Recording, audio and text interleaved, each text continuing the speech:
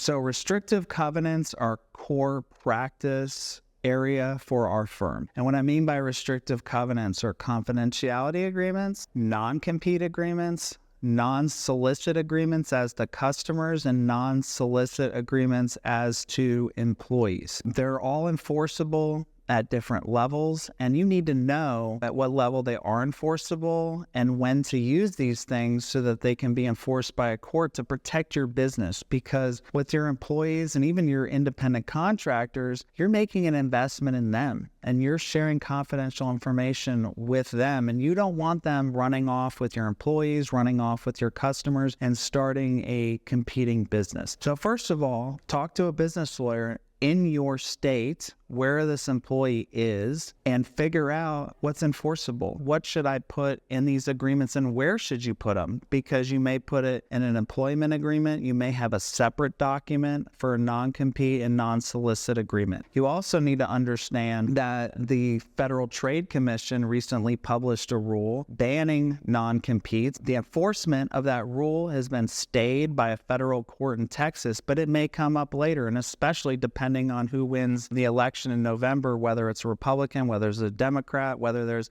an administration change, it may affect implementation of the FTC non-compete ban. But just know right now, that's out there, kind of put a pin in it, but you don't need to worry about it right this second. So we're back to the state law and what you should have in agreements. I would say every employee, there should be a confidentiality agreement somewhere in a document that they sign and acknowledge, and not in an employee handbook. That's just plain vanilla. Any court's going to enforce a confidentiality agreement as long as your attempts to enforce it are not overly broad. Just because information's in an employee's head, you can't extract it from their head. And there's going to be certain things that you can't protect. And if they steal your customer list, many courts will insist that they return the customer list, but they can't purge the memory of the relationship from their mind. So you need to go to something like a non-compete. And a non-compete is a complete ban or some level of ban of them competing with you.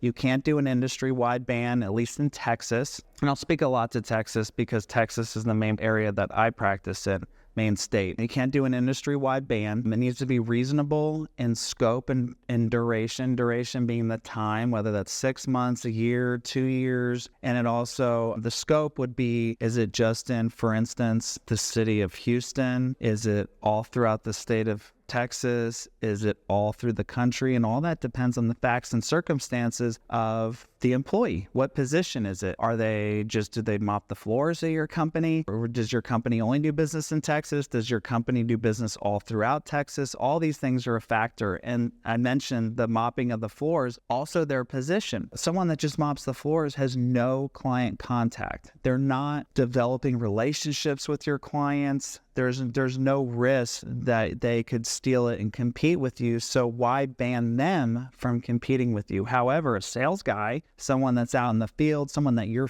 feeding leads, you're feeding customer data to, they're gaining from you, and they can take that to compete with you, so it's more reasonable to have a non-compete with that person. The non-solicit as to your customers oftentimes overlap. It's like two bubbles, like a Venn diagram can overlap with the non-compete, but they don't completely overlap. So whereas a non-compete may ban all competition, the non-solicit is the customers just says, you can't solicit my customers. So that customer could come to you and say, I want to work with you. As long as you don't solicit, then that's okay. However, you can tie it to a customer list. You can be very specific. You can say customers that they worked with in the last year they worked with the company.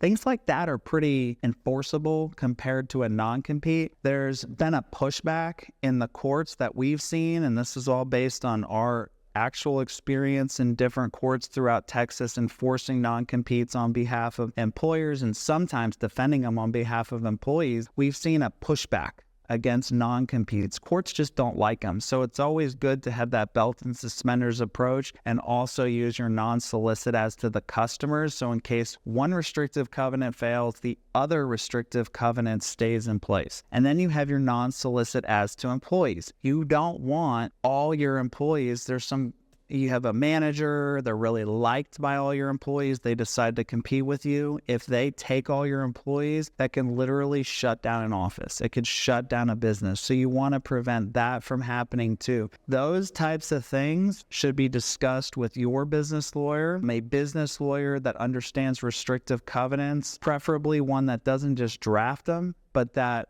fights them, that also seeks to enforce them in litigation scenarios. So there's context around what's enforceable and what's not, and what should be included and where in the docs it should be included.